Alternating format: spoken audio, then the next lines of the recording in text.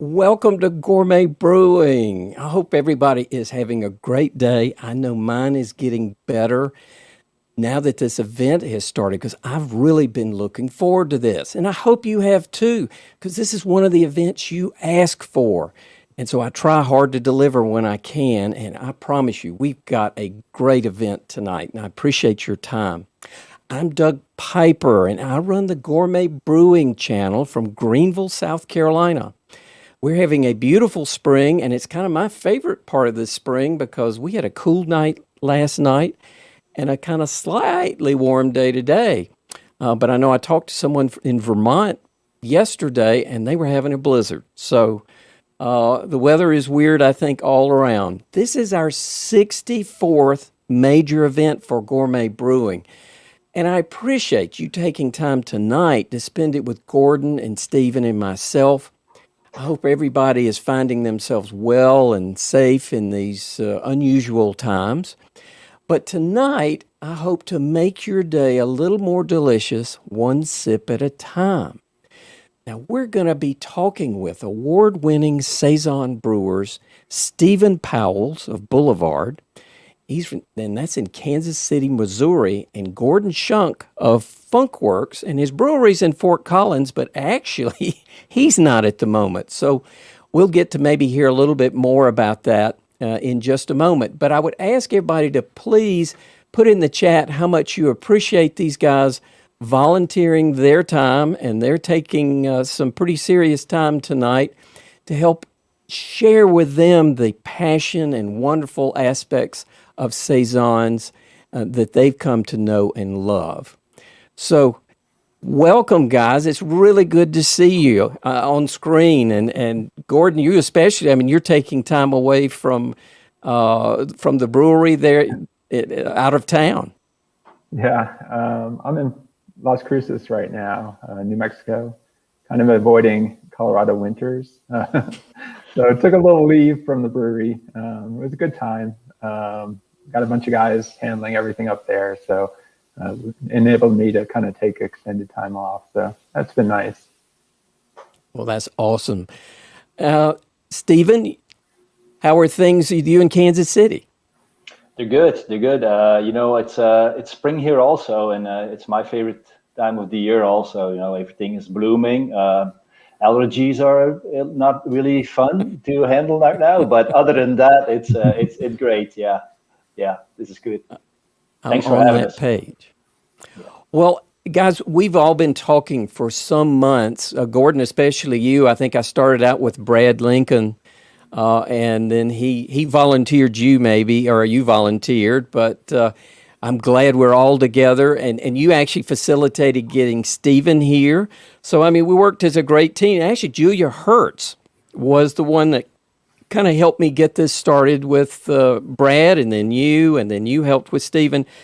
And that's the way Gourmet Brewing works. We try and get subject matter experts, and I find subject matter experts know other subject matter experts. So with that, Stephen, I want to introduce you and your amazing bio. As I understand it, your dad was a brewer in Belgium, and you either volunteered or he volunteered you for summer jobs in the brewery. You're a biochemical engineer with an MBA from there in Belgium. You've been at Boulevard for 22 years, and not only are you responsible for the Smokestack series, but quite a few other unique beers from Boulevard. Coming next, let's talk to Gordon. Gordon and I are both electrical engineers, so I especially appreciate that background. And he spent 14 years creating unique titanium bike frames. He began homebrewing almost 22 years ago, and then about 5 years later, after starting or falling into this hobby, he won a gold medal for Saisons at the National Homebrew Competition. So I think that started you on your journey, and you finished at Siebel and Doman's about a dozen years later, then started Funkwerks with Brad Lincoln about 2 years after your brewing degrees. So, I mean, this is quite an illustrious group here, and I'm looking forward to it. But for those that have never been to a gourmet brewing event, and I know probably there's a lot of you out there. Gosh, it looks like over 600 people. Wow. I didn't know Saisons were quite that popular. So I want to catch everybody up just right quick on a couple of the things that we do here at Gourmet Brewing. So these, if you're a first-time viewer, these are monthly free events, and we have subject matter experts here.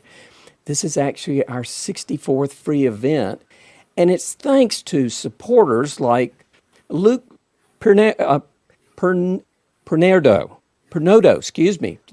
Luke Pernodo. And Luke helped me with the copywriting, and I'm sorry I had to pronounce your name 3 times, but I'll eventually get it.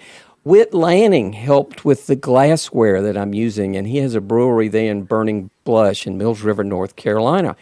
And maybe even more important are my Patreon supporters. And I want to shout out for one in particular. Brent Dingus has really helped the crowdfunding over the years that we've been going. So thank you, Brent, and thank you for all the other Patreon supporters. If you would like to get involved so we can have other future events, if you just click on the green box down there at the bottom, you can explore, maybe a little something that you can do. So the other thing that's a huge help is in the upper right-hand corner, there is a follow button. If you will click on that, if you haven't done it already, then you can be notified. There's a number of events I'm doing more and more where I don't send out any email or any notification. You just get it on your phone because I'm talking to somebody like Gordon or Stephen. And it's a short-term meeting, and I'd call them pop-up events. If you'll click on that, you'll get those notifications. You don't get any spam or any email, just notifications every time Gourmet Brewing goes live. I promise you'll like that. Now, it's inevitable we have technical issues. Refreshing your browser does it most of the time, or you can reduce the resolution by clicking on the gear symbol in the bottom right-hand corner. Please share in the chat where you're from. And again, this is a networking event. So I hope you'll put in your LinkedIn link. I put mine in there earlier. Maybe you've got other ways to share your contact information. But I want to continue to build our community here and get to know each other.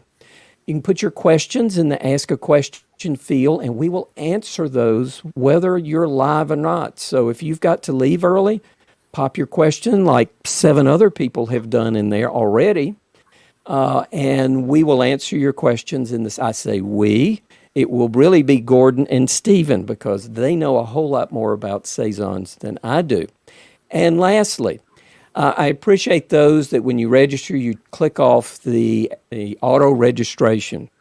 That really helps everybody and helps me with getting guests in. So please, next time you register, check off that second optional button that says that you want auto registration, and it'll save you time because you'll automatically be registered for future events. Now, speaking of future events, there's a couple you don't want to miss besides today. We have a beer and cheese pairing with Cabot Cheese coming up. We have Deschutes Brewery coming up May 6th. May 13th, Aaron Walls is going to be talking about boiling, oxygenating, and other myths. And June 10th, Brasserie DuPont with Olivier Declercq is going to be on. So a lot of events looking forward, and I'm really excited. So let's go ahead and let's get this party started. So again, guys, thank you for putting up with all the logistics that we like to go through, but it helps everybody kind of get started. So we're all about Saisons and Terroir and all those wonderful things. We're going to taste some delicious beers. But I'll have to say, over the years, I have found Saisons to be a pretty broad style to interpret. And I've judged them, and sometimes the answers are always different, it seems like. Now, certainly the BJCP is fairly clear. But, Gordon, I'd like to start with you. After you started as a home brewer and brewed a gold-winning homebrew con beer, tell me, how would you define a Saison? Well, I mean, it's a very difficult beer to really pin down. If you look at the BJCP, a lot of it is color can vary, bitterness can vary. So you really have to get down to what kind of ties this large family of beers together. And really the two things have to be bone dry and kind of a beer that's effervescent, so high carbonation. Beyond that, it can be bitter, but you don't want to make it too bitter. It can be somewhat sour, but you don't want it too sour. If you spice a Saison, it has to be at very small levels so that it doesn't really call attention to itself. So it's a beer that really the yeast defines, and the other ingredients really play kind of a supporting role. So am I hearing a lot of balance? Is Absolutely, yeah. Like any beer, you have to find a certain balance, and nothing should really stick out in any beer, much less a Saison. And that's kind of the what we decided to do with our Saison. We just wanted the yeast to kind of do all the heavy lifting, and then everything else was just to support that. Well, Stephen, Tank 7's a little different than that definition, isn't it? Yeah, it kind of is. But I think at the end, we're trying to do the same thing. We're trying to make a beer that's very, very balanced. And I think it's just the Belgian way of making beer. It's everything has to be nice, a perfect marriage. That's really what we're looking for, a perfect marriage of all the different ingredients that you're trying to get, that you put into your brew. That's what you're really trying to get after too. And I think, like Gordon said, yeast is really the key. I always call it the balance between the phenols and the ester profile. I mean, that's really what you're trying to accomplish. And a lot of times when I have saisons from other breweries, that balance isn't there. And that's kind of what, that's a big pet peeve of mine, is trying to really find out, how do we balance that out? And yeah, Tank 7 is somewhat different because, we use American hops, and it's dry hopped. And it's pretty bitter too. And it's high in alcohol, and it's pretty rustic. All those kind of things make it a little different, I guess. But in the end, it's an Americanized. And a lot of times over beers, we joke that should we not have called this a Belgian IPA? Maybe 10 years ago we would have gotten away with it.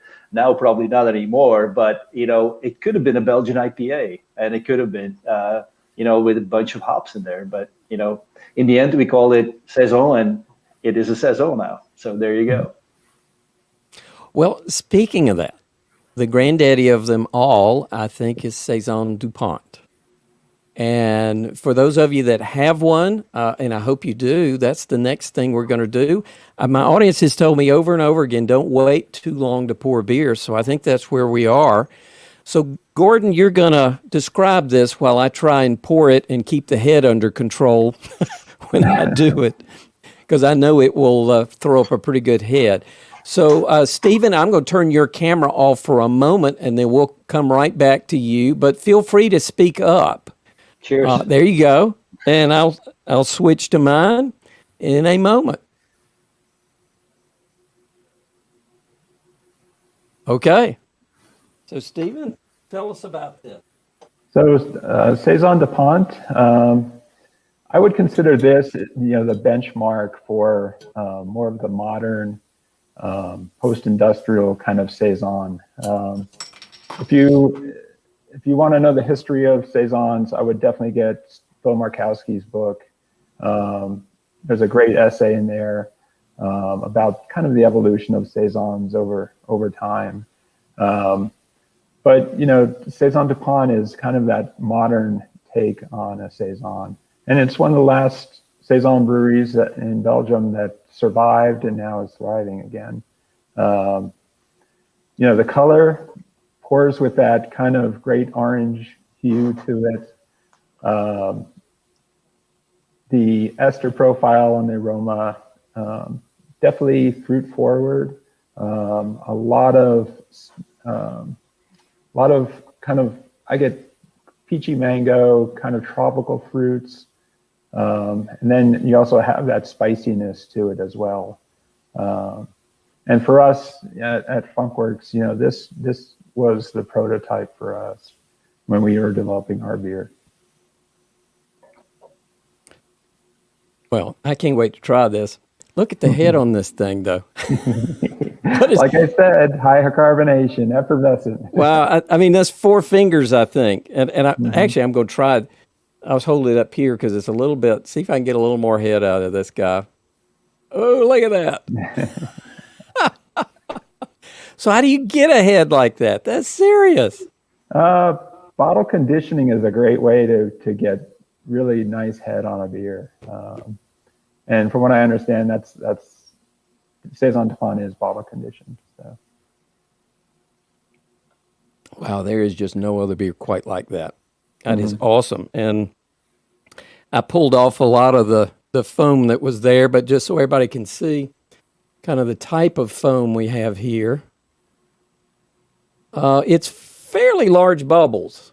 Kind of what I would call a sea foam, certainly nice and bright white. But as you said, kind of a tangerine, and it has a little haze to it. Mm-hmm. I wonder if that's the yeast. Could be some chill haze that's throwing. Yeah. So as far as your Saison, and we'll be tasting that in a moment, how did Saison's profile fit into your gold medal winning Saison? Back when I was home brewing and starting to try and get my head around Saisons, the ones that were available were Ommegangs, Hennepin. I think Boulevard did a Saison in a 750, but they hadn't done Tank 7 yet. This was, at least 15 years ago or something. I think New Belgium was playing around with some Saisons. So there wasn't that many out there. And Saison de Pont was definitely the one Belgian beer that you could get. So when we were developing ours, we were kind of spicing, we were trying different yeasts, we were trying a blend of yeast. And we just came to the conclusion, we're going to simplify this recipe. Saison de Pont is supposed to be just Pilsner malt, maybe 1 or 2 hops.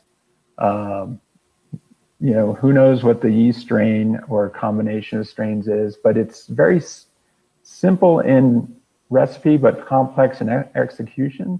So we really took that inspiration in doing our own beer. So we really simplified the grain bill, no spices. Originally, I think there was 2 grains, 1 hop, and 1 yeast strain. And we just tried to get the yeast strain to really put off that wonderful esters and phenol spices that you want in a Saison. Stephen, any comments on Saison du Pont and maybe how it figures into Tank 7 or other Boulevard Saisons? Yeah, I really appreciate that I'm on this talk because I hadn't had a Saison du Pont in probably years, and it is just fantastic. It's just amazing. I can't wait to open your can here at this can. Can't wait for this. Yeah, this is just amazing, and the effervescence that this beer has, I think, is just amazing. That just it's just wonderful. And I agree. Maybe my glass is maybe not as maybe a little more dirty, but it's got this nice bubble forming constantly going, and it's definitely a bottle conditioned. I just looked at the bottle. There's a little bit of sediment in the bottle, which I love for a Saison. It's got to have a little bit rustic characteristic to it, I think. So when you pour it and you pour it really slowly, like at it, it's nice and clear. But then when I pour the rest of the bottle in there, it's all going to be nice and hazy. That's really a nice sign of a bottle conditioned beer. Mm-hmm. It's and what I like about it is just that balance. It's dry and it has the bitterness in the end, and it's almost like it asks you to take another sip, and that's just a perfect beer. I know, John McDonald and we talked about. John McDonald is the founder of Boulevard, and we talked about that so many times. What is the perfect beer? And it's really simple. The perfect beer is the beer that when you take a sip, it asks you to take another sip. That's the perfect beer, in my opinion. So, can't get any better than this. I certainly agree. Well, speaking of that, I think let's move into Gordon's Saison and kind of hear you. Stephen, you said you couldn't wait to open it. So I think, Gordon, you want to start talking about that, and you tell me when you want to pour. Sure. You could probably start pouring now if you want to go with that. Right. You won't hear me argue. Got my... So, like I said, we wanted to kind of emulate Saison DuPont in our own way. So we basically looked at the greens we could get at the time. I think Opal hops was one of the hops that I liked. Why'd we pick Opal? Well, we were trying to do organic beer originally, and that's one of the organic hops we can get. But it has a nice, noble heritage. It's a more of a noble German hop, and unlike the newer varieties that are kind of influenced by American hops. We wanted a little lighter color, a little drier and crisper beer. I was really trying to get a beer that was really just effervescent, light drinking, and basically a beer that would pair well with food. So we didn't want it to be over the top in any particular way. Like I said, there's a handful of grains in that. We use some wheat malt, a little bit of Munich for color, and mostly Pilsner malt as our base malt. Nowadays, we're using Opal and Crystal, U.S. Crystal, trying to get away from the single hop beers just for production's sake. It's easier to kind of have a blend of hops. And I really like Crystal. It has a nice, well-rounded profile. There's really nothing sticking out about it as far as too fruity or too floral or too spicy. And we do dry hop ours. It's at very low levels. I'm just trying to bump up that hop aroma a little bit. And just trying to use those hops to kind of play up the esters in the beer a little bit too. Kind of where you don't know where the yeast ends and the hops begin. It's kind of what we do. So how would you contrast it against the Saison DuPont? I think ours has a little tartar edge to it. I do use a little acidulated malt in there. I just like to kind of have that hint of tartness. I would say ours is not quite as estery. We don't ferment ours quite as hot as DuPont. We found a good range for the yeast we use, which is the 3726 Farmhouse strain from Yeast. We started at 67 degrees. We kind of let the yeast get acclimated at a lower temperature, and then let it ramp up and free rise to 75. I remember reading something about Vinnie Cilurzo liking to start his Belgian beers at lower temperatures and then letting them free rise up. Just kind of helps suppress some of that, higher alcohols or phenols. So we've always done that with our beers. But I think we're not quite as estery as DuPont. Stephen, any comments from your perspective since you hadn't had a Saison DuPont in a while? And I guess this is your first taste in a while of one of Gordon's. Well, I have to say, I've had your Saison quite a few times, Gordon. I admit. But I remember the first time that I had your beer, I was at the JBF, and I ran into Peter Bookart, and we're just joking around, two Belgians joking around at a Great American Beer Festival. And he's like, there's this brewery that just started in Fort Collins, and they make this fantastic Saison. I'm like, come on, you're just talking about yourself, right? And he's like, no, no, no. And so I remember going to your booth, and I think you were there, and I tried your beer, and I'm like, holy cow, this is amazing. This is an amazing Saison. This guy knows what he's doing. So that was the first time I had it, and that's a long time ago. Yeah. I think I remember that. And, you remember that? Yeah, I was very intimidated, to say the least. Jesus, you're not. Your stature, so. Give me a break. But endorsement from Peter Bookart. Wow. Yeah. Oh, he knows. Doug, yeah. I think you know.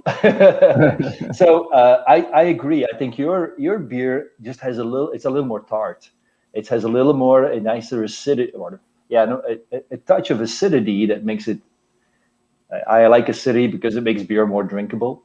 And I think the one from DuPont is probably more fruity and probably a little bit more phenolic also. But it's that's the key, that whole balance. And I think yours is so nice balanced also.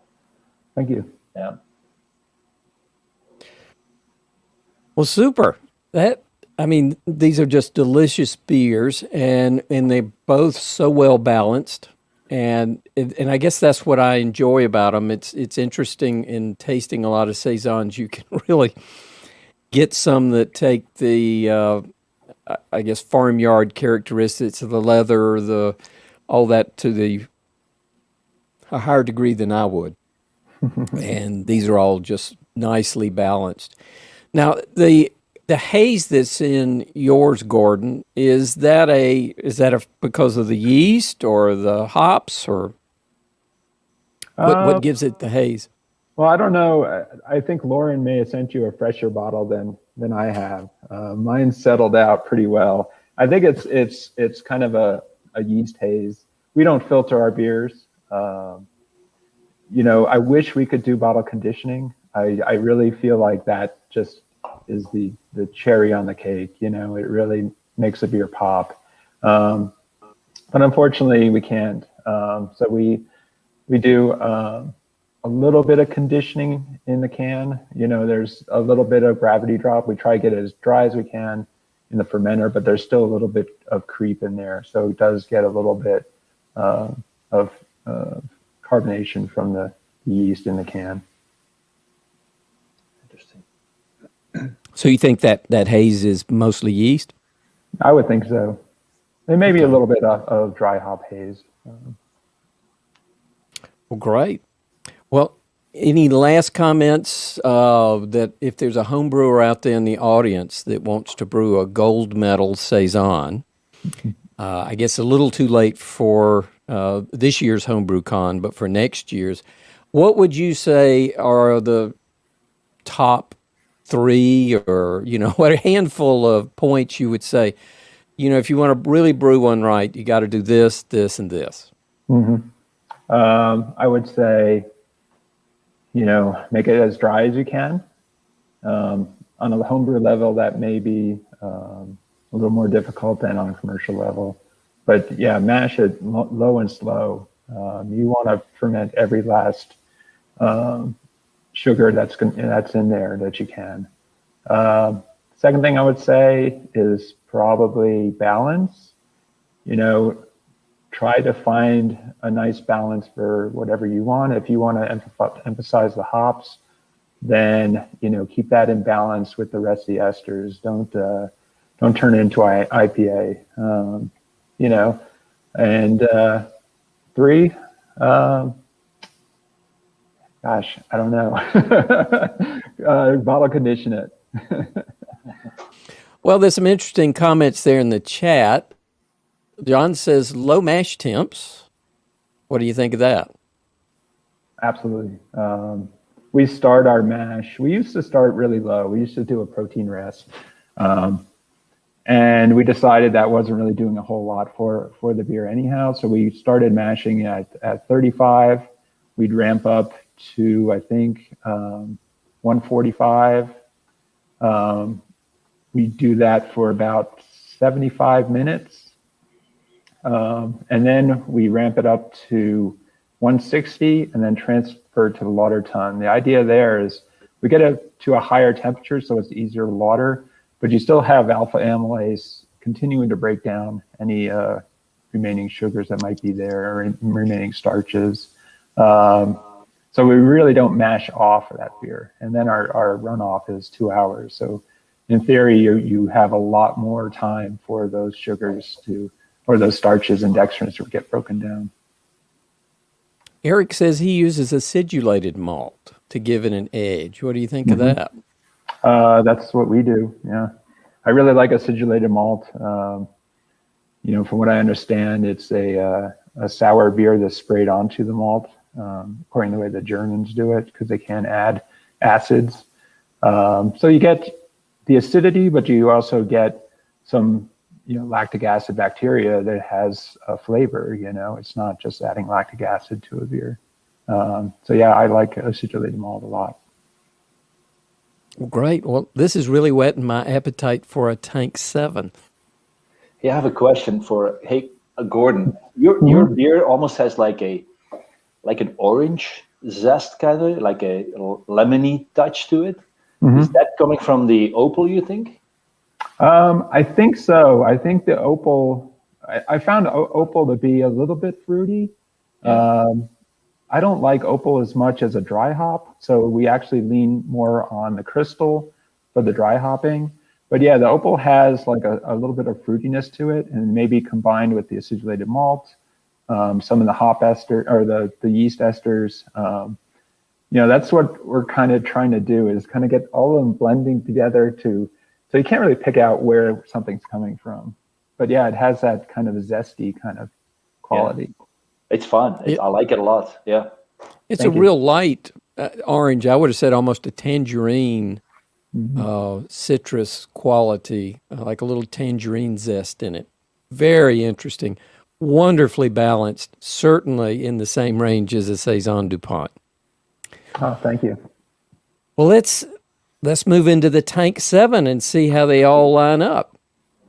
Now, before we get started, Stephen, you will have the floor. Do you want to talk about the Tank 7, or are you ready to pour first? I'll talk. I'll keep going. Yeah, no worries. It's pretty daunting to be put on the spot here after these two fantastic beers. I'm a little intimidated this time, I can tell you that. Talking about Tank 7, we use a little bit of wheat malt. We don't use acidulated malt because I'm Belgian. We can add lactic acid or whatever we want, so that's what we do. But I'm totally with you on step infusion. We mash in. I'm metric. I don't know if you can translate that, but we mash in at 63. We used to do protein rest also. We don't do that anymore. I like a good head, so everything that doesn't do protein degradation, I'm all fan for that. And then we do 63, 68, and 73 mash off the alpha amylase, and then we do a mash off at 78. We have a run of about 3 hours, so it's a little bit longer mash off. And then we use a lot of Amarillo in this beer. So when we designed this beer, we wanted to have something very earthy, something very not really fruit forward. And in those days, when we made this beer the first time, around 2007 or so, Amarillo was like that. I think Amarillo has changed so much over time. Now you can pretty much buy Amarillo in any kind of form you want, if you want early harvest or late harvest or anything in between. But we still use a lot of that in there. And it's dry hopped at a rate not really huge. We use Citra, Amarillo, sometimes a little Calypso. Just to really give it a little bit of an edge, I guess, a little of an American edge. And we do bottle condition. We bottle condition our beer, and we start with about 2.6 or so volumes, and then it should end up at about 3 to 3.5 volumes. If I could, I would go higher. Trust me. But we have too many complaints from people that's like, hey, this beer is very, very foamy. I'm like, yeah, it's supposed to be foamy. Hello. But so we backed off over the years. We had this bottle line. Initially, we had this bottle line just to do big bottles. They're like these bottles. And it wouldn't handle pressure. So we would have the beer completely flat and do a full bottle conditioning from basically 1 volume all the way to 3 to 3.5 volumes. And it would take about 3 weeks to do that. And we're still doing the 3-week bottle conditioning on this beer. So it's whenever we bottle it, takes about 3 weeks before we release the beer. Yeah. The bottle conditioning just seems to always add so much. It seems like just all the finest beers, that's what they have, is bottle conditioning. And I'm not dissing your Saison, Gordon. I mean, I agree. well, I mean, it'll age longer. The head seems better. Yeah. I know there's debate, and I've heard a lot of it, whether it really affects the bubble sizes and or not. But there just seems to be something very special about bottle conditioned beers.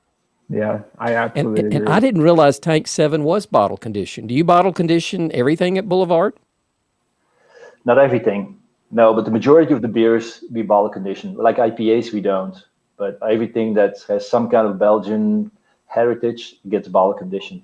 Actually, we also have this in cans, and I fought this for years. I'm like, Tank 7 is just too special to go in a can. What do I know? That now cans almost sell out we sell more cans than we do bottles. But it's exactly the same beer going into a bottle as a can. So the cans are can conditioned basically. And that's one of the things that I said, if I'm not going to make a different beer for a can line or a bottle line, it's exactly the same beer. So and people think that there's a little bit of a difference between the two, which is fine by me. I tend to taste a little bit of a difference, which is very interesting, and I think it has a lot to do with the headspace between a can and a bottle. But it's kind of fun, gives you something to talk about, I guess. Mm-hmm. Yeah. Well, you were nice enough to send me both. I'm tempted to go open it, but I have the bottle for today. Okay. Or at least for the moment. So I'm going to put it on the overhead camera. You may want to talk about the label. Is there anything special about the label? And Gordon, I'm going to turn off your camera for just a moment. Okay. So maybe I'll tell you the story about Tank 7 because why is it called Tank 7? Why is it not called the Poet of the Plains of the Midwest or something like that, right? So we were making Saison bread in 2008 or 7. I might be off a year. And that beer we were making, we had this tank, and it was tank number 7. And it was just a little bit awkward, this tank, a little different, and we would keep it just to make one-off beers. And so we were making this Saison bread in that tank. And we were making Saison, which was about 6.5% alcohol. We wanted to make something like, a little more umph to it, and it was so we said, okay, we're gonna make one that's 8.5 ABV, and it's gonna be dry hopped and stuff like that. So we had this beer in the tank, and we were waiting for the Brettanomyces to grow, and it didn't really want to cooperate. Typically for the Brettanomyces, it really didn't go as planned, and we had this beer sitting in this tank, and everybody in the brewery would be drinking from this tank. And I'm like, what the hell is going on here, guys? Why are you drinking this beer? And they're like, well, this is a perfect beer. We should bottle this. We should not just waste it, or not waste it, but just put it in Saison bread. And we agreed. And from then on, that's kind of the story of how Tank 7 was born. And I stuck to my guns, and I told marketing, this beer is going to be called Tank 7 because that's what everybody now knows, that it is Tank 7. So that's how the beer was born. I'm going to open it too, Doug, if you don't mind. Yep, that's what I was going to do. and I look forward to hearing you unpack it while I pour it. And what a beautiful Yep. glass. And Gordon, I know your glass was pretty too, but it was in multiple pieces. Thanks to the U.S. Post Office. Yeah, this is kind of fun because it has a smokestack at the bottom. The stem is a smokestack, so that's kind of our sign of the brewery. It's a Boulevard smokestack sign. And then, don't pour it too crazy because it's gonna foam up on you. Just pour it nice and easy, and then put your glass straight, and then keep pouring, and you'll have a nice head.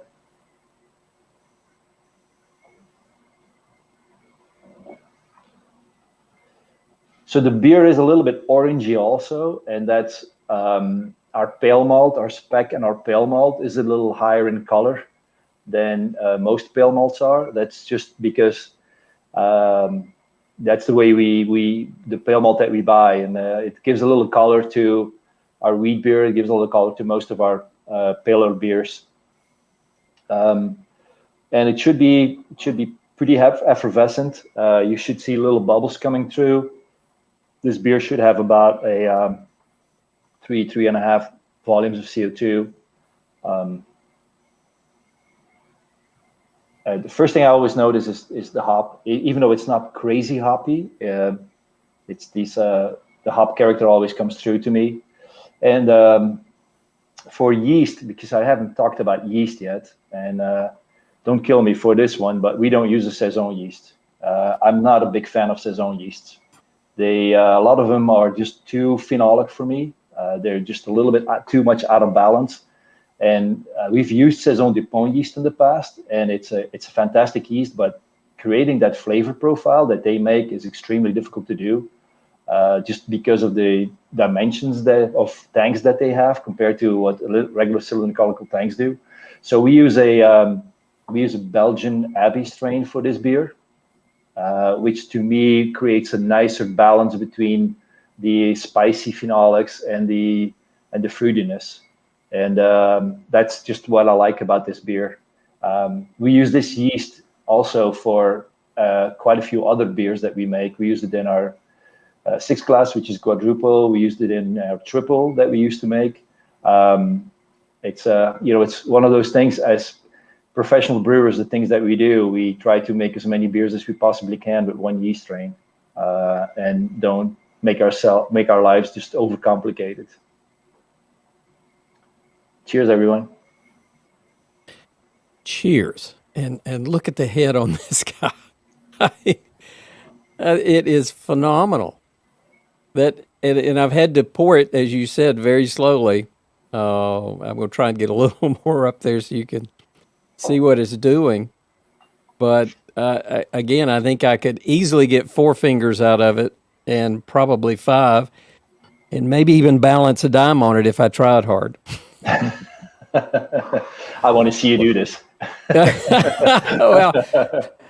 Well, we'll bring Gordon back on screen first because I want to hear his impressions of Tank 7. And but the first thing, I get a lot of citrus, almost grapefruity characteristics. Yeah. That's go ahead. Go ahead, Stephen. No, you go. Oh, I'm a big fan of Amarillo. We use it in one of our stronger Saisons. But yeah, I get a little bit of that pineapple-y from the Amarillo, I would imagine. And I think it's interesting. Stephen's a master of being able to mold yeast the way he wants to perform. I'm in awe of that for sure. But I would imagine you guys have to really mash a lot in order to get it dry, as you did. Oh yeah, sorry, I missed one other point. We use quite a bit of sugar in this beer. Oh, okay. Oh yeah, it's like the Reinheitsgebot stopped at the Belgian-German border, and yeah, we use quite a bit. I think it's about, I would say maybe about 20% of the total weight, compared to the weight of malt that you use is sugar. And some beers we would go up to about 30% sugar, and that's just an easy way. Well, maybe I don't know if it's an easy way, but it's a way to create a really dry beer, And it's a way also to create, that more ester profile, because the yeast just goes crazy on that and creates a lot of esters. Other than that, it helps on the dryness and it's that nice balance that we're looking for. And we do the same thing like you do in your fermentation. We start cold or cool at about 66, and then we ferment. We let it go up and rise and up till about 78 or so. And that's just the way. In the beginning, you create a lot of fusel alcohol, and then at the end, you create your esters. And then at a higher temperature, you create, a little bit more of those esters and reduce the fusel alcohols, which you don't want in your beer. So we're both on the right track here. Yeah, I hope. It's a great beer. Well, thank Well, you. I was Thank you looking very at much. the smokestack. I have to admit, I was fascinated with the glass too. Donna says she wants one of those glasses, and I admit it is a very unique glass. But I noticed the square stem, and then when I was zooming in on it with the camera, I noticed it has Boulevard embedded in the glass of the chimney. Yeah. That is so cool. Yeah, I'm very proud of our marketing team. They did great with this one. I have to admit, this is really fun. Yeah. Well, and it makes for a beautiful presentation, which I think is especially important for beers. So certainly, cheers to you, Stephen, and your marketing team, because this is very nice. I'll tell them. They will be very happy about this. Yeah, they're fantastic. Tell them Donna wants one, and I'm Donna, glad I have one. Oh, then, Donna, tell me where I can send one, I guess. Well, these are all phenomenal Saisons, so nicely balanced, but each one is uniquely different. And I thought I'd put them up side by side, and maybe we could contrast them a little bit, because we started out, and I'll show everybody in the glass. So this is the Saison DuPont, and then we moved into Gordon's Saison, and so I'll line these up on the camera, and I thought maybe we could talk about the differences and the similarities of these, so everybody can kind of see the color and clarity. I mean, they all seem to have about the same amount of haze, which I think is interesting. And then so the Saison DuPont, which is this one, seems to be the more neutral, if I could use that term, of the three. And they're sort of in increasing profiles, with the Saison from Funkwerks having that slight tangerine, citrusy, more complex, to your Tank 7, which is certainly the most complex of all of them. Any other comments? I think the color is interesting. I think the Saison DuPont almost has the lightest color, which is interesting. Yeah. No, yours has yours. Yeah, I think it's gorgeous. Yours. Yeah, we consciously wanted ours to be very light, because we wanted the body and the flavor profile to be light. I'm all about visually the beer has to look like you think it's going to taste, if that makes any sense. So the first thing you look at it, and then you pour it, and then you get a whiff of it. So it all has to start playing into how you experience that beer. So we really wanted ours to be kind of light, to kind of play up the lighter, body of it. Well, as we then wrap up, Stephen, since you're kind of going through the Tank 7, if somebody wanted to brew a homebrew American Saison, what do you think of the top 1, 2, or 3 suggestions you would have to come as close? And by the way, Stephen has provided his recipe, so I'll be able to share that. And maybe, Gordon, you'd be willing to share yours? Sure, yeah. So I will provide that to everybody that's interested. But could you break down? I mean, it's one thing to have a recipe. It's a whole nother thing to really know what it takes to make a delicious Tank 7.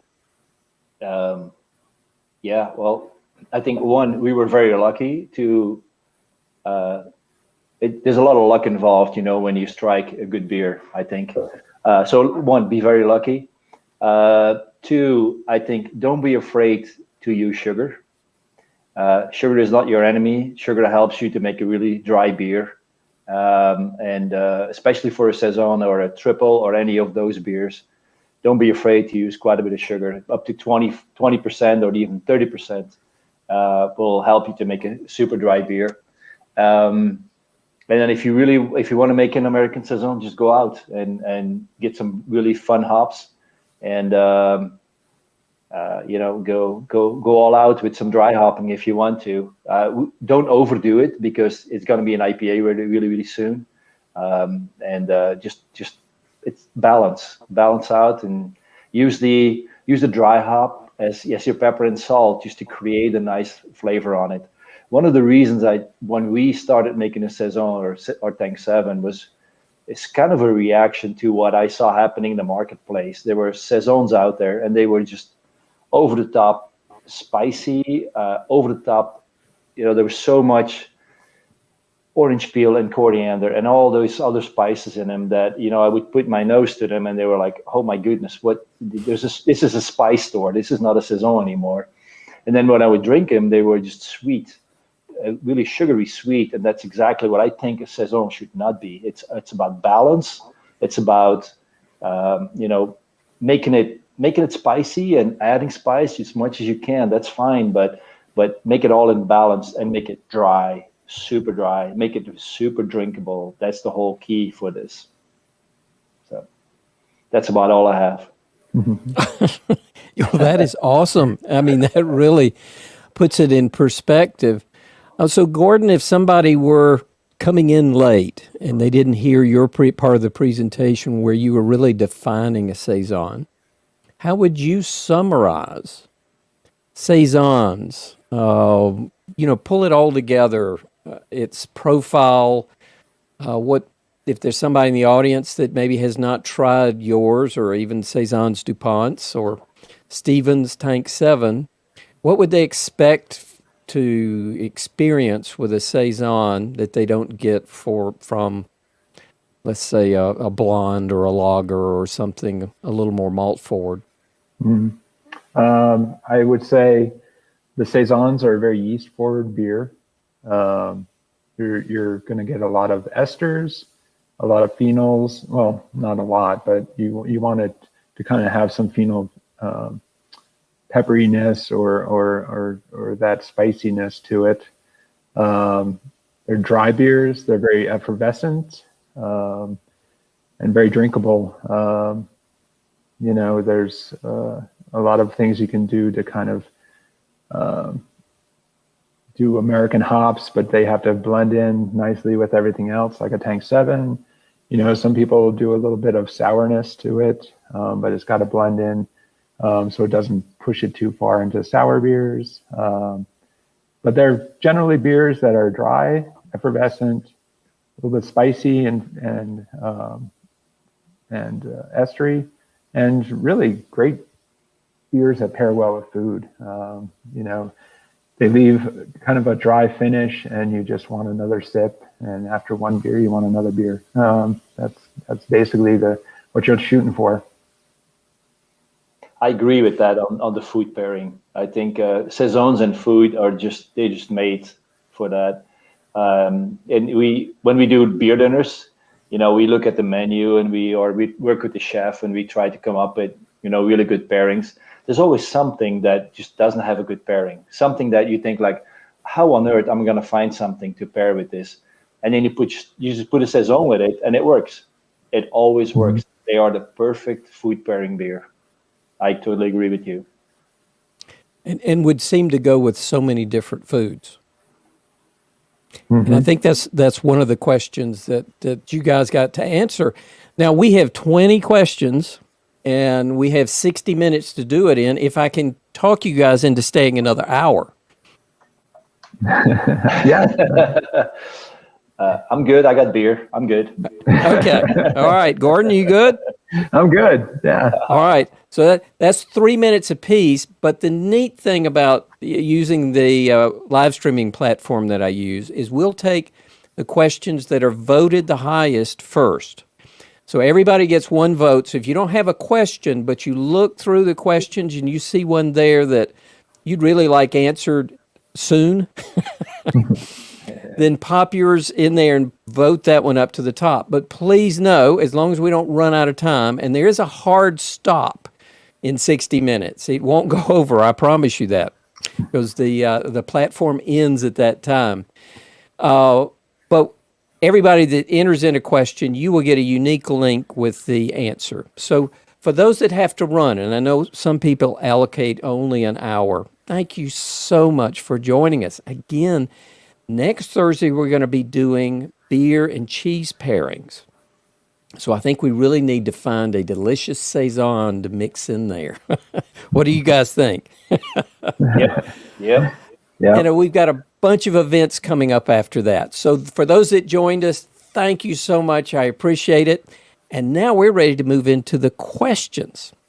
So our first and most popular question comes from Rodrigo. And Rodrigo says, could you please talk about coriander, black pepper, orange peel, and the other end of boil flavorings? No. Go ahead. Go ahead. No. Sorry. Go ahead, Gordon. Oh, I mean, we don't spice our beers. We try to do everything we can to get the yeast to kind of produce a lot of that spiciness. I'm not against spicing. I think it's very interesting what some people do, but you just got to make sure those spices don't stick out. With any spicing, you want to add it as late as you can in the boil. Otherwise, a lot of it just goes up the stack. And just have a very restrained hand with it. It should support the yeast. It shouldn't bring attention to itself. Yeah, I totally agree. I think it's really be very light-handed. I think coriander, I'm pretty sure, I'm not 100% sure, but I'm pretty sure that Hennepin had coriander in it, which is a fantastic beer, a fantastic Saison. And it's really light-handed also. It's just a little bit of coriander in it. The only one that I would kind of add would be like Grains of Paradise is a nice one because it adds like that spiciness and it helps to the phenolic character of the Saison. That would be one, but we don't add anything in our Saison also. We don't put anything in it. I agree with Gordon. It's about let the yeast do the talking, and everything else it's salt and pepper. But that's the hard part, being light-handed. Because there's such a temptation when you're tasting something as you brew it. Oh, it needs a little more. So I think that's where the real art comes in. Well, I think it's what we talked about. A good beer is asking for a second sip, and if you're overhanding it, it's not going to happen. Yeah. Rodrigo, go ahead. I agree with Stephen right there. One of the things we've always done at Funkwerks is if a customer orders a beer and they drink one and then move to something else, I haven't done my job. I want a really balanced beer. I don't want, after drinking it that the palate is wiped out and they want to move to something else. You want something that kind of comes on soft, kind of gives them an idea, and that each sip kind of is new. And then, at the end, you want them to order another. Yeah, it's hard to stop with these. They're delicious. Rodriguez, great question. And Rodriguez helps me earlier this afternoon with my sound check. So thank you for that. Michael has the next question. What hop varieties do you prefer in Saisons? If you're doing a more Saison de Pont style, modern Saison, from Belgium. I would stick to noble hops, continental varieties, either Saaz or Styrian Golding. If you're shooting for American Saison, then obviously, there's just a playground of stuff to go for it. I mean, like Stephen was talking about Calypso. There's so many new varieties. The key is, making sure those hops kind of play well with the yeast and know what the yeast does and pick hops that kind of will play well with it. And do late hopping. In our Saison, we have a tiny bittering hop. I mean, our bittering hop is just to kind of get the IBUs where they need to be. So we add 5 to 10 ounces, I want to say, of a bittering hop. And then everything goes in at either 10 minutes or 0 minutes, or we do a little bit of dry hopping to kind of get the aroma. So we're shooting for less bitterness and a lot of that flavor aroma from the hops. Yeah, I agree with that. I think Styrian Golding is a beautiful hop too. When you really want to make a regular Saison, we do the same thing. We put a lot of hops in the whirlpool. It's what we do, right? American brewers. Well, and I think Lou was impressed with your glassware. He's ordered $60 worth of your glasses, and I assume he's referring to Stephen. Nice. Means I get a bonus at the end of the year. Yes. Since the post office broke yours, Gordon, and yours was very nice. It was a beautiful goblet, as best I could tell. Awesome. Yeah. Awesome. All right. Our next question. Thank you, Michael. The next one is, what are the best cheese pairings for Saisons? Now, you've already talked about how versatile it is, so don't say all of them. How would you choose kind of, maybe the degree of complexity or strength, or how would you pair a cheese with this perfectly? Okay, I would go with aged Gouda because it's very firm. It has salt crystals in the middle, so when you bite in it, you're gonna get this really saltiness and really fatty in your mouth. And then you drink the Saison, and it's super effervescent, clears it up, makes it very, very aromatic in your mouth. Perfect pairing. What a beautiful explanation, Gordon. Can you compliment that, or was that too intimidating? I actually have a story.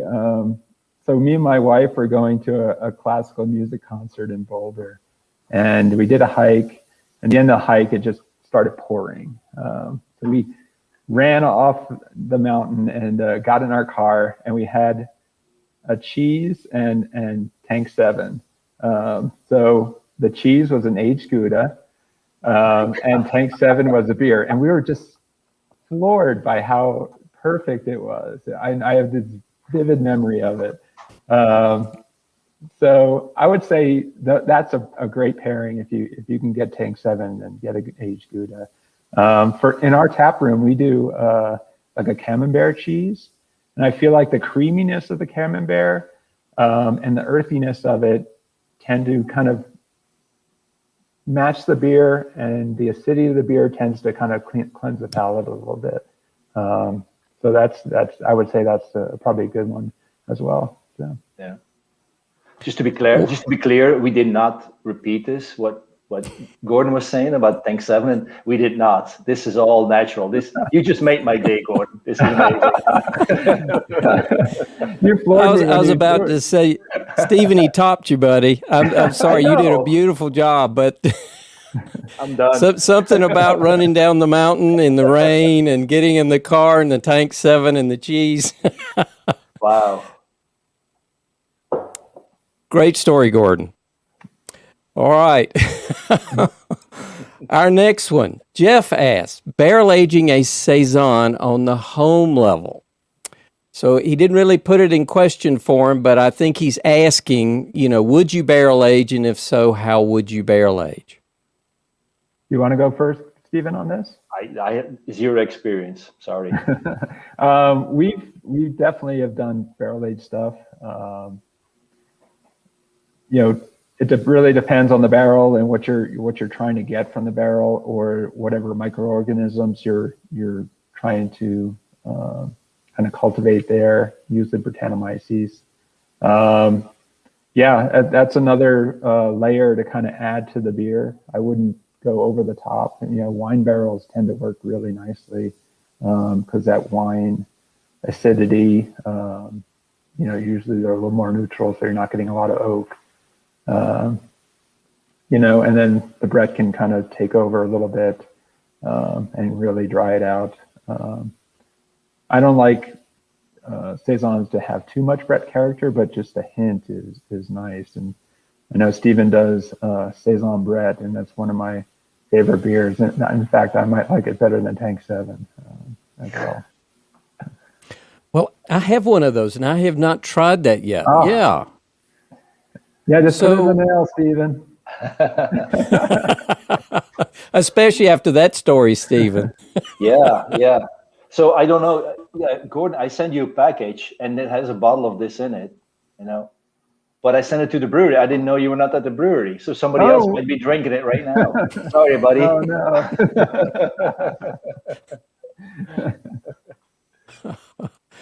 no. So Stephen, would you talk about that? Because I have not opened mine yet. So since we're talking Saisons, why did you call it Saison Brett? What Saison category do you think it falls in? Maybe BJCP or anything else? I don't know the BCGP all the categories out of top of my head, but we have entered this at JBF and in the Brett category, and we won at 1 year. We won a gold medal with it. So basically, what we're trying to do with this beer is just how can we make a Saison more farmhouse-like? That was the whole idea. How do you do that? And then the idea came around to work with Brettanomyces. So what we do is it's a sister beer of Tank 7. It's actually almost the same beer. We just don't dry hop it as much.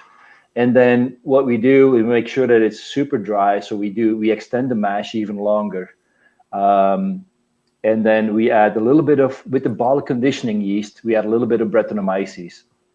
Extremely low amounts, because I just like you, Gordon, I like Brett, but I don't want it to be, over the top. And then we let it bottle condition, and after 3 weeks when the beer is bottle conditioned, there's just no Brett at all. It takes about a month and a half to 2 months, up to 3 months before the Brett comes through. And as a good sized brewery, we have a GCMS, and we just analyze this. I love this stuff. We analyze the difference, how 4VG becomes 2EG and all that kind of stuff, all nerdy chemical stuff. But it's just so cool to not do that. And after 3 months, the Brett comes through, and that's, to me, it's like perfect, because you still have hop character. You still taste maltiness. You still taste the fruit from the yeast, and you get that underlaying, horse blanket and Band-Aid flavor going through, and it's just it's perfect when it's just so young. Other people just like it when it's like 3 years old and it's just super, or 1 year old when it's super Band-Aid. But then funny enough, after 3 years, it gets balanced again, and I've never been able to explain why that happens. I don't like it when it's a year and a half old or so. I just want it to be, when it's just that touch of Brett in it. Well, so what did you send Gordon? The same bottle I sent you. Actually, it better be there. I'm gonna call the brewery. No, is it 3 years old, or is it the year and a half ones you don't care for as much? It's a year and a half old. What was I thinking? I'm gonna have to you got to wait anyway, Gordon. I know. Oh no. Okay. Sorry about that. I will wait on mine then. So in 18 months we'll do another one of these with it. Sounds good. Yeah. All right. Next question. Don't have a name. I'm sorry. What are your strike and sparge temperatures, target and actual efficiencies? So why don't we start with you, Gordon, if you know those offhand, and that'll give Stephen a minute to think of his if he knows them. Doesn't know them offhand. So sparge temperatures. So we don't mash out. We transfer over at about 160 degrees. When it hits the water ton, it actually drops down to about 156, 158. So still well within saccharification range. Sparging, we sparge with 170, I think 175 degree maybe, Sparge Water. So it as we sparge, it really doesn't get up too high. So we have this stat mash. Then our Sparge Water is 172. I just did the calculation. I don't know, at 78C. That's just it's like Gordon said, the higher you go, the lower the viscosity, the quicker the runoff is. And we're at about 3 hours or so, 3 hours and 20 minutes, I think, something like that. It is a good sized beer. It's it starts at 15.4. Then after the sugar, it's 18.9 Play-Doh. Yeah. Was another part of that question? Efficiency. Efficiency. We're right around 90. I don't like getting above 90 because it kind of freaks me out. I don't want to pull a lot of tannins, obviously. So when I start seeing our guys getting higher efficiency, it's like, well, what's happening? For us, it's not a matter of getting every last sugar out. Yeah, we don't have that issue with Tank 7 because the malt bill is pretty high, so we don't really super extract tannins too. One thing that we do is we acidify our Sparge Water. That way we keep the minimum tannin extraction. Mm. Yeah, and our pH on our Sparge Water is pretty low. It's about 4.5. Oh wow, that is low. Yeah. This is an interesting question because this is certainly a trend. So do you have tips for low gravity Saisons, maybe in the 3% range? And Anthony's asking this question. Yeah, one of my things I want to do at the brewery is to do a low gravity Saison, and we've been talking about it for quite a while. I think Jester King does a really good job with Petite Prince. That used to be a Saison with a Saison yeast, and they've kind of changed it to the house sour culture. But it's such a great beer, and it's really hard to make a beer like that. That's what historically Saisons were, a very low gravity beer. So what I would say is, you gotta do something to kind of get some balance. So our Saison is 6.7%. At that alcohol level, the alcohol will kind of balance some of the dryness of the beer a little bit. I think with beers like that, you really have to have extremely low bitterness. If it's going to be really dry and low gravity, you're going to want to have a lot of hop impact. So I would, do it as you would a normal beer as far as mashing, and then maybe just whirlpool hop it at the last moment you can, and try and get as much flavor and aroma there. Bitterness will accentuate the dryness, and in a low gravity beer, I'm not sure you want to do that much. So keep the bitterness as low as you can. Yeah, I agree on the Petite Prince. It's a beautiful beer. It's fantastic. And I don't really have a lot of tips on that. But the only thing I have is that, the what we talked about, the balance between the spiciness, the phenols, and the esters. It's really hard to get there with a low gravity beer. And I've not been able to manage that. So listen to Gordon, not to me.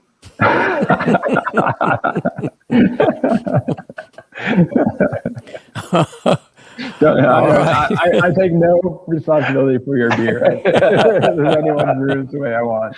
But it is interesting. I might try it. We have some of the best Saison experts out there, and it was originally, as you said, a low gravity style. And what you're saying is that's a real challenge to make a low gravity Saison that I guess is in the caliber of a Tank 7 or a Funkwerks Saison. Yeah, absolutely. Once you lose the sweetness from the alcohol, it gets really, really difficult, especially when the yeast does not make it lower gravity. The yeast does not make that fruity esters anymore, and just the phenols just show up. So I guess the issue is our palates are kind of trained that if we want one of Gordon's, Saisons or a Tank 7, it's hard to go back to a 3%. Yeah, I would say that modern Saisons at the higher alcohol are a completely different animal from, the traditional Saisons, I remember in Phil Markowski's book, he mentioned that Saisons should not be, easy drinking or anything. They have an edge. And I think the idea there is like, if we're such a dry beer, back in the day, it had an edge, there's going to be, there's nothing to hide behind. There's no dextrins or anything. So, on a low gravity beer like that, it's probably going to have an edge, on another low gravity beer, say you were trying to do a blonde ale or something, then you'd mash higher. Well, that just leaves dextrins. If you use a Saison yeast, now your Saison yeast is going to be fermenting those in your packaging, and you can't have that. So there's no way around it. It's going to be a super dry beer. I know this is an exaggeration, but it's sort of like making a low gravity barley wine. It is so flavorful in its modern iteration that if you were to try and make a low gravity, you might not recognize it, I guess is really what it boils down to.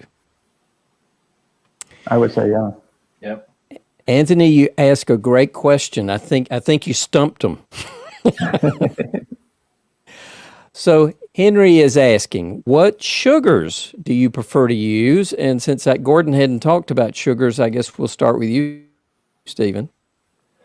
Yeah, we use, basically you can use dextrin. It doesn't matter really.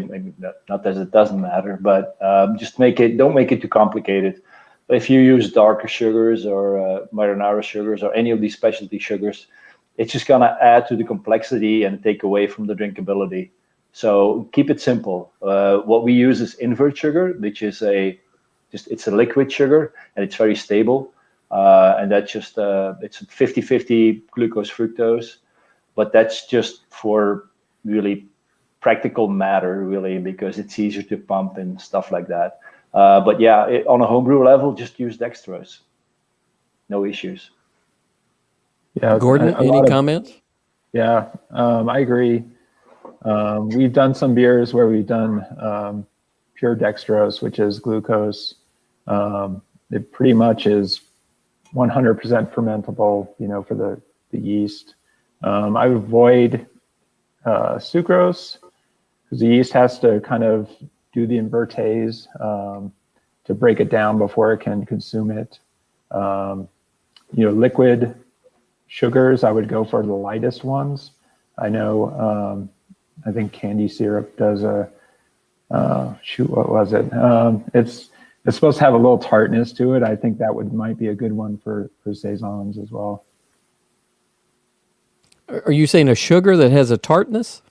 Yeah, it's I think Simplicity. It's Candy Syrup Inc. Does a bunch of different range, and one of them looks really interesting. I've never used it, but it seems like they've done something where it's an invert sugar, but it's also a little bit of acidity to it. It almost sounds like an acidulated sugar. A little bit, yeah. Okay. It just sounds like two words that don't go together. Yeah, right. Good question, Henry. I should have known you'd be asking tough questions like that. I don't have a name here, but it's highly voted. What is your favorite Wallenolo? No, I probably didn't pronounce that. Wallenau region Saison producer. Your preference to DuPont, Belages, or a different yeast strain? Now, if you could understand what I said. And Stephen, since these, I'm assuming, are Belgium areas, I thought we might start with you on that. Yeah. It's been too long since I've been back to Belgium, so my preference probably is still Dupont. Blugy is nice. I think they use a little bit more spice in their beers. There's Duboc, which is super spicy, which is but it's super dry also, which is a very nice one. And then you have Brasserie de Silly also used to make one. Funny enough, it was a 5% brown ale, but they called it a Saison anyhow, which is kind of interesting because here we're talking about the pale, super effervescent Saisons, but even in Belgium, in Walloon area, in the Hennehoven area where they mainly make these beers, there's really no rule, and they make any kind of beer and they just slap a Saison label on it, and some are just super spicy, some are like Saison Dupont is just yeast forward, but it can be about anything. But yeah, I think for me, Saison Dupont is just so unique and such in this way that it's just blonde and effervescent and so easily drinkable. And we think about what is a Saison. The word Saison is French for season, going back to having a beer ready when the harvest is coming around mid-August. So the beer was made before March and it was aging and it was then drank when they were harvesting. So it all fits together for Saison Dupont. So there was another part to that question when they were asking about yeasts, and I know you said you use the house yeast for Tank 7. We use we use a Belgian Abbey strain, not a Saison strain. Yeah. The reason is it goes about this balance between the spicy phenols and the fruity esters. That balance is all about, that helps with drinkability. If one is out of whack, you don't have a good drinkability. That's what a good Saison comes down to. Gordon, did you want to comment on that or the yeast? Yeah, I think Saison Dupont is my favorite. I've never been to would you say, Stephen, Blugy? Blugy. I've always wanted to go. That was good. That was good French. Yeah. But Peter Boucard told me about Brasserie à Vapeur. So me and my wife, when we visited Belgium, we went to Brasserie à Vapeur, and they do a public brew day, and you get to see the steam engine, turning all the gears. It's like a brewery from 100 years ago. It's absolutely amazing. And their beers are their Saisons, that they make there.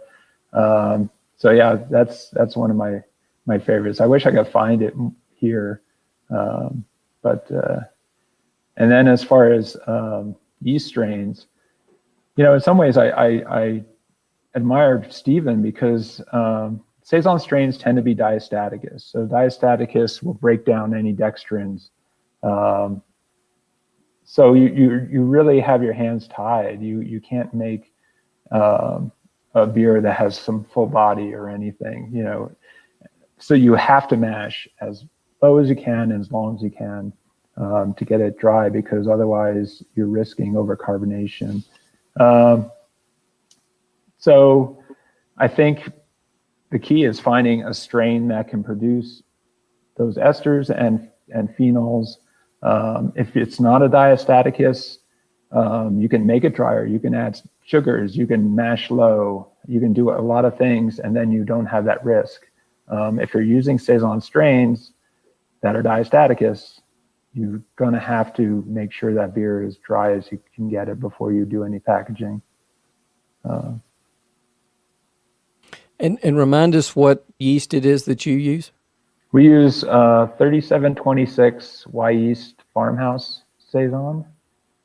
I think it's the the blue cheese blue. I can't do the French. But I the can't Blaugies. either. I think it's purported to be the Blaugies strain. The reason I like that strain is it's a really good flocculator. We started out doing French Saison 3711, which has some great kind of acidic quality to it. It's got some great esters, but for us it didn't flocculate. I don't know if our water is very low in calcium. We tried boosting the calcium, but flocculation was always an issue. So we had a lot of yeast in suspension, and then harvesting the yeast wouldn't be healthy. So when we switched to the 3726, it actually made brewing so much easier.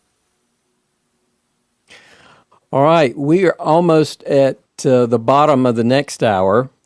We have, it looks like 16 questions. So we're going to have to kind of lightning round it at this point, 2 minutes apiece. So why don't we try and go through the rest of these with kind of what I'd say maybe is just one of you answer the question so we can get through all of them. And so whoever's ready for their answer, go ahead and speak up. And unless the other one has an important comment, we'll move on to the next question. So Eric asks the next question.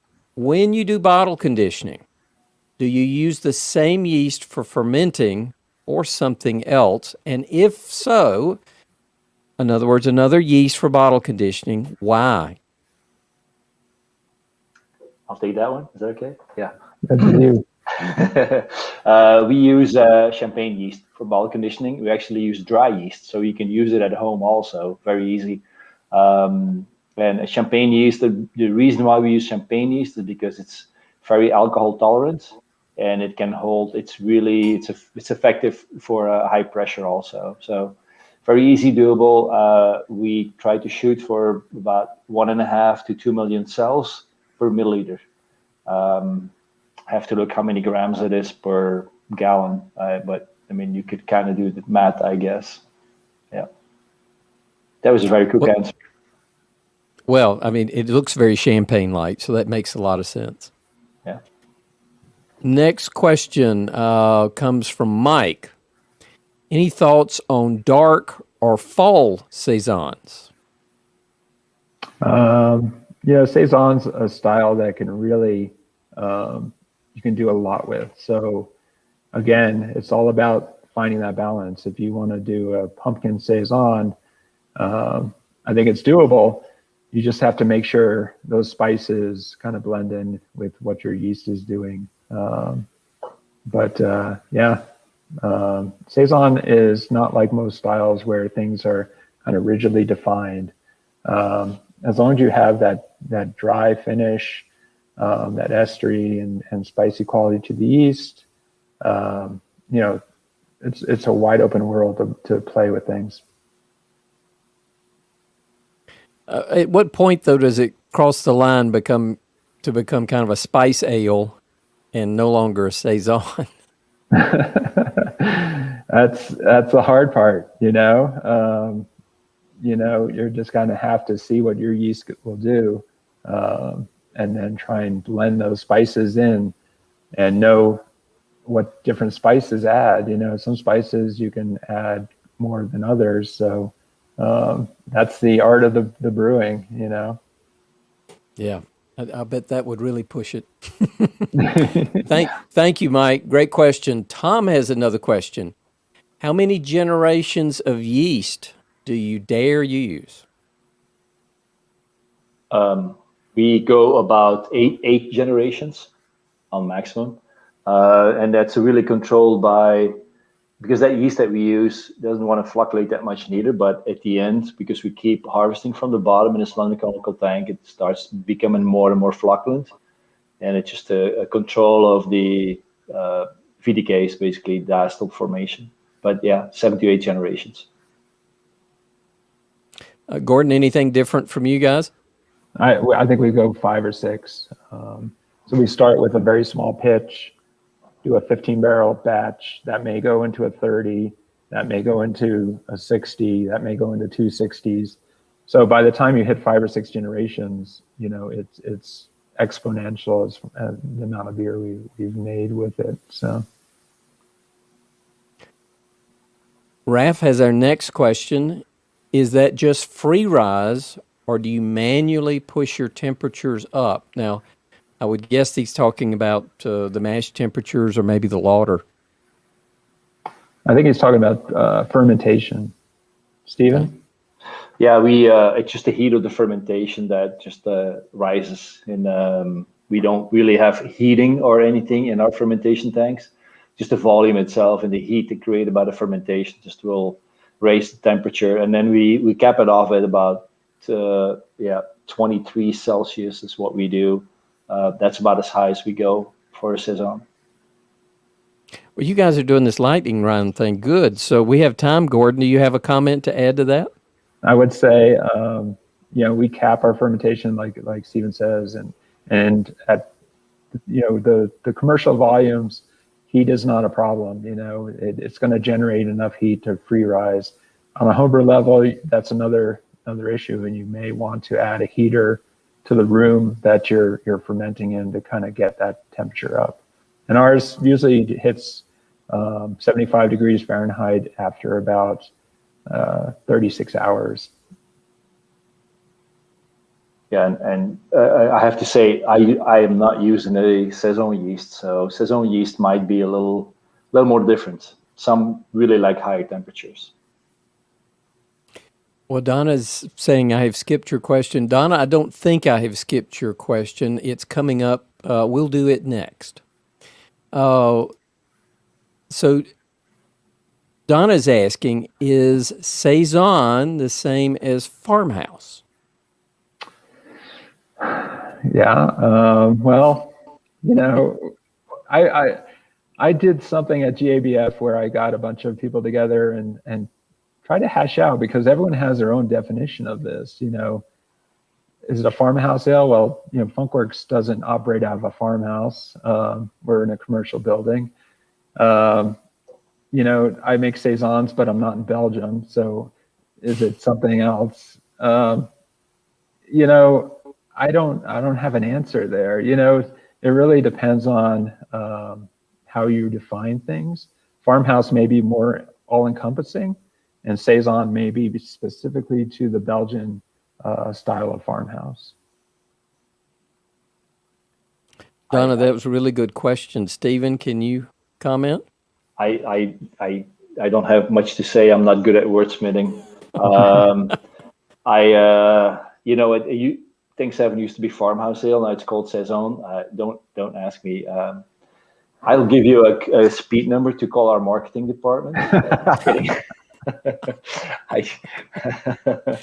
Well, and that's truly probably it. I mean, it's kind of more of a marketing term. I mean, it's a little bit like the debate with craft beer versus, industrial beer.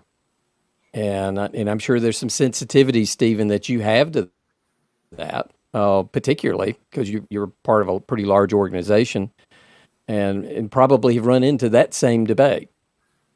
But we're not going to go there. Please don't. I think Farmhouse might be the same thing. Their budgets are just different. All right. Nick asks the next question. How are you all controlling diastaticus in your breweries? Excuse me. How are you all controlling diastaticus in your breweries? Dedicated tanks? ? No. We have dedicated yeast brinks that we'll harvest from, and that kind of stuff. If we clean a tank, basically every gasket comes off that tank and is autoclaved. Hoses tend to get just cleaning and hot, the hottest water we can. But diastaticus is just like any other yeast. It's going to die. If you clean properly and sanitize, you shouldn't have a problem. So just be aware that it can contaminate other beers.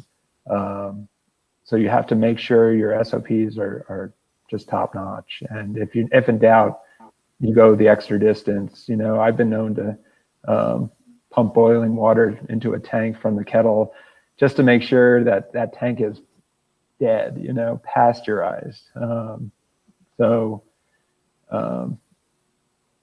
Just treat it with a lot of respect in that respect. Yeah, my question is, don't use diastatic yeast. That's the better way. Yeah. we went on a search for the non-diastaticus, and nothing could do what our yeast was doing, and so we've just learned to kind of deal with it. But yeah, if you can get that flavor profile other ways, that's the preferable method. That's kind of a tough question. Ryan says he's got to run, but thank you all for your time and knowledge. But Thanks, Ryan. we're closing in on it. We've got a little over 20 minutes and 11 questions. So thank you guys for answering these quickly. Bob has the next question. Are there any extra steps for clean in place? Not if you don't use it diastatic, not at this time. Well, I mean, Stephen has to make sure his Belgian strains don't go into the American strains, and True. So a lot of the same things apply to diastaticus. Just have solid SOPs. It's not a super yeast that can do anything. It'll die. So clean that tank, take those gaskets. If you can run them into a pressure cooker, do that. That gives you more peace of mind. But we've had very few cross contaminations. Excellent. Any comments on that, Stephen? No, I think I agree. It's I'm joking about diastatic yeast, but at the end of the day, it's all about really good cleaning and making sure that everything that you do is cleaned. It's not just cleaning, but also, we use sanitizers, PAA throughout the brewery, and just making sure that's really, really helpful for anything, especially when you work with bread or any of those. PA is pretty active, or a good killing rate on those. So Jason says, you guys have been great. Never tried a Saison in my home brewery, but I am now inspired. Thanks for being so open to sharing. And I agree. Next question. And thank you, Bob, for that one. Ryan's got the next one. In regards to wheat malt, how do you feel about using unmalted wheat in Saison? Stephen? We use unmalted wheat also in some of our beers.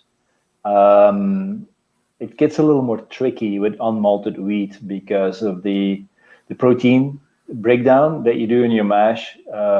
So you have to almost, when you use unmalted wheat, our recommendation is that you do the same portion malted wheat, just to get the enzymes from the wheat to break down, your unmalted wheat. That's kind of my advice. If you just use unmalted wheat by itself and don't go to a decoction, you will end up with some nice haze that eventually will settle down or make flux in your beer. So you have to break them down, and it's not that easy to do if you don't use unmalted wheat. So you have to have those enzymes from the malted wheat. It's great for a very short term haze, but long term, not that great in my experience. Gordon, any comments? I'm a big fan of malted wheat. We use a lot of malted wheat in most of our beers. If we're going to do something like a sour beer or a Brett beer, I might use a lot of unmalted wheat. I know our sour blonde uses raw wheat, very, very like a lambic, much like a lambic.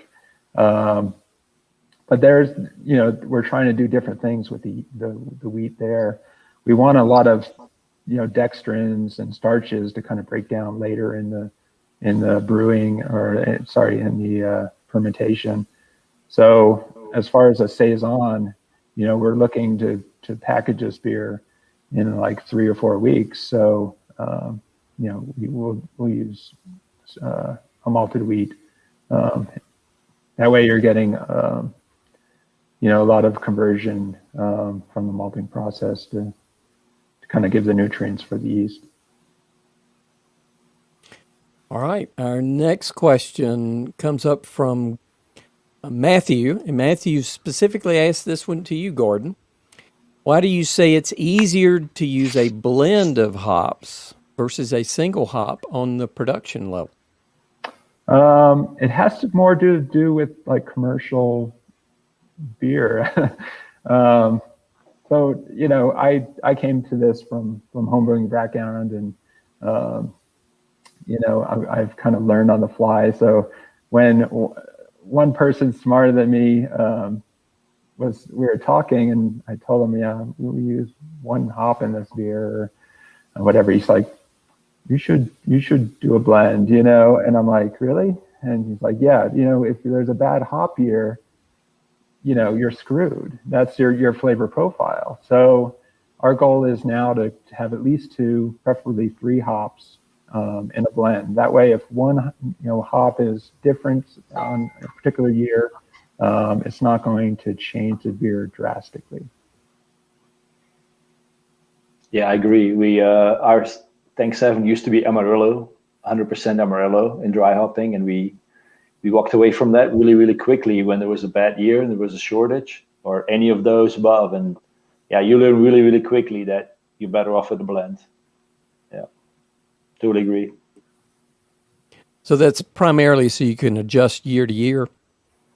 Mm-hmm. Consistency reasons, yeah. Yeah. Yeah. Makes total sense. We're not winemakers. We can't slap a label on there. 2014, the greatest year ever. We can't get away with that.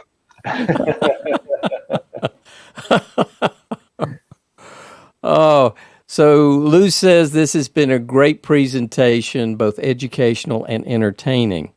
And I've learned a lot on the style that I love. And I'll Gordon, I tell you stole the show with your story about the rain and the cheese and the beer.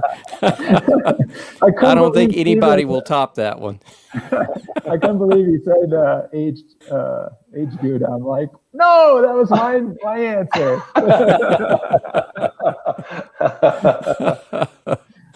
Oh, all right. So this one goes to you, Stephen. This is from Lou, and Lou asks, has Boulevard changed something in the last few years on Tank 7? I used to get a cream soda flavor out of it, but it doesn't seem to have that much anymore. Wow, cream soda. That's I don't know. I really don't know. We haven't changed anything on this beer. The only thing I can think of is Amarillo, maybe, is the, excuse me, Amarillo grower out there, but the inconsistency of Amarillo quality, maybe. Even though we go out to hop harvest and make sure that we get the same quality that we try to get, and we have some really good growers that we work with now together. But I think it's most likely depending on the quality of the hops, which is can be very finicky. But I apologize if it's not been consistent. One thing that it could be is if you were used to drinking it from a big bottle versus a small bottle. A big bottle was still bottle conditioned, and that there's quite a bit of difference between a full bottle conditioned versus a partial bottle conditioned beer. It's interesting though. He asked that question, and I didn't say it, but I got a sense of a cream soda characteristic in the one you sent me. So I don't know whether it's maybe age related. Mine's pretty fresh, so I wonder if that age is out. It could be age too. It could be that it's not as fresh as the last one that you had. Yeah. Well, things change over time, and hop crops and ingredients and all those change over time. So I'm sure there's some of that figuring in too. But Lou, I picked up a little bit on a fresh sample that Stephen sent me from the brewery. Go get Mike the fresh beer. Fresh beer. That's always true. Fresh beer. Yep. Mike says, Stephen, do you not bottle condition the Tank 7 when canned? Oh, no, it's the same beer. Bottle and can is the same beer, exactly the same beer. Yeah, the kegs are not. So the draft beer is not conditioned. So what we do is, because of bottle conditioning, you have a little bit of difference in hop characteristics. So we dry hop differently for keg beer versus bottle conditioned beer. Yeah, but I prefer bottle. I prefer bottle conditions. Is the carbonation the same, can to bottle? Can and bottle is the same. Yeah, exactly the same. Yeah. So I'll ask a dumb question. Can cans hold the same pressure as bottles? Is there a difference there? That is a great question. No, it is. It is really, really great question. So, so this is our bottle that we use for everything that's really high pressure, and then we have another bottle, which is the heritage bottle, which does not hold that much pressure. So we when we started doing these beers, we went to a bottle that with a bigger thickness, because a regular beer bottle that you find even for craft brewers can only hold up to about 3 volumes, and I was always very, very worried about that, because it goes over 3 volumes sometimes. So cans are supposed to hold more than 3 volumes, and I have not had one exploding. So fingers crossed. Wow. they seem so thin, and I guess what made me kind of knee jerk, I won't reveal the supplier, but I ended up getting some beers, and I picked it up at a local store, but the bottoms were dimpled out, completely reversed, 180 degrees, and I had never seen that before. I think that's a liner issue, a can liner problem, most likely, in my experience. Yeah. Well, we digress. Yeah. Elijah asks, standout Saisons besides the ones featured on the show. So I guess, said another way, maybe we'll start with you, Gordon. Do you have a favorite besides your own Saison and a Tank 7? Is there another one out there? And Saison DuPont. Like I said, Saison Brett from Saison Brett from Boulevard is definitely one of my favorites. I know Side Project does a lot of beers that are kind of in that Saison Grisette kind of category, which are completely different than what I'm doing. He's more barrel aged stuff. So I really like what Corey's doing there. Petit Prince was one of my favorites years ago. I haven't had it in a long, long time. But if you want to kind of look at what a historic Saison may have been like, that would be a good pick as well. Stephen? This is really sad, because we're both on the same line. I was going to talk about Corey and Side Project. I really was. That's the only one that comes to mind for me also. He's got this grisette, which is fantastic. And Petit Prince is a phenomenal also. And those are the only two that come to mind for me also. I apologize. Well, but this is a perfect question, because I did want to ask you guys in our continuation of the series, I think we've got to include somebody besides Saison DuPont. And so it sounds like we know exactly who to contact next. Yep. And if you've got some connections, please let me know. I'm texting him right now. There we go. Thank you, Elijah. That was perfect. So Todd has the next question. And this is a setup for you, probably, Stephen. Do you know Frank the Welder? Frank the Welder? I apologize, I don't. Well, Elijah said it's a great show anyway. Maybe Elijah will put in the comments, because I suspect that's an inside joke, would be my guess. Is it talking about the bike industry? Maybe it was. There's a Frank the Welder at Yeti way back when, but I've never met him. Okay. Our next question, Let me click here. All right. Donna thanked you for covering her question.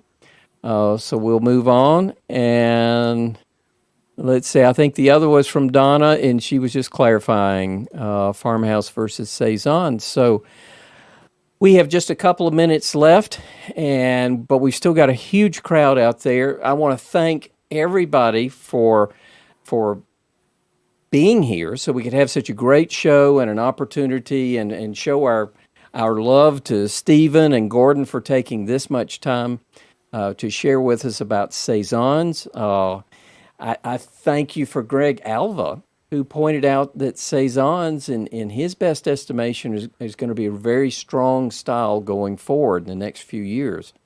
And Gordon, this started with Brad, but he shifted it to you pretty quickly. And I do appreciate you doing this. And Stephen, do you guys have closing comments? If you look there in the chat, there's everybody thanking you guys, but maybe there's a specific comment you'd like to make. I just want to say it's great to see Gordon again. I'm really ready to get this pandemic over and have a beer with Gordon. It's good. I miss my brewing friends, and this has been wonderful. Thank you all for watching. Yeah, I think I saw Stephen at least a year and a half ago at Boulevard when you guys had the shuffleboard upstairs at the tap room there. Yeah. And it was great to talk to you as always. And yeah, I think we're all ready to have some semblance of normalcy again. Me and my wife just got our first vaccine, so we're excited. First step to hopefully getting more normal. Yeah. Well, I just wanted to share what these beautiful beers look like one more time. I've sipped them down to a pretty small level, but as a beer judge, I always admire those beers that can hold up and taste wonderful at room temperature. And Cezanne DuPont does a wonderful job, but you guys do a fantastic job, and a Saison that you can enjoy at room temperature, I think really separates us. So this was awesome. Thank you so much for taking the time. Again, thank you so much, audience.